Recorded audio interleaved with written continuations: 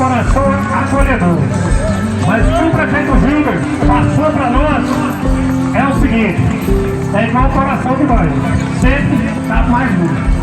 Sejam bem-vindos, que vocês apreciem agora o almoço delicioso que o prefeito preparou para vocês. Ok? Vou te castelo marcando presença e eu vou ficar por cá. Beleza? Agora eu convido o terrateiro. Cadê o terrateiro? Vindo? O Vitor Derradeiro, chega pra cá, vamos fechar com chave de ouro. Vitão, chega pra cá. Obrigado, Cavaleiros da Amazonas.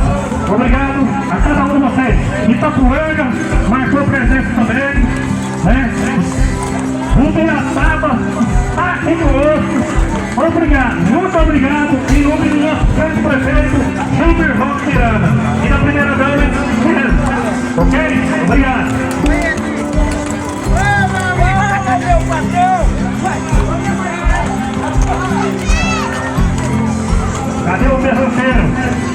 Vitor! Fala, Silvio! Caxixé, muito obrigado por tudo! Caxixé, a família, a sua esposa, com certeza, a Cavalgada, com certeza, em nome do nosso prefeito, Gilberto, vai agradecer cada um de vocês.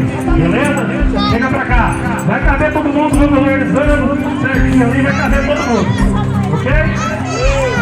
Alô, Maria! E agora, cadê o derradeiro Vitor? Chega pra cá, derradeiro Vitor.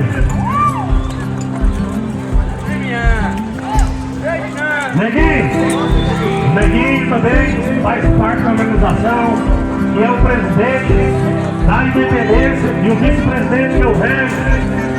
Fala pro Vitor vir pra cá. Bora, Marquinhos! Firma 2! Vamos lá!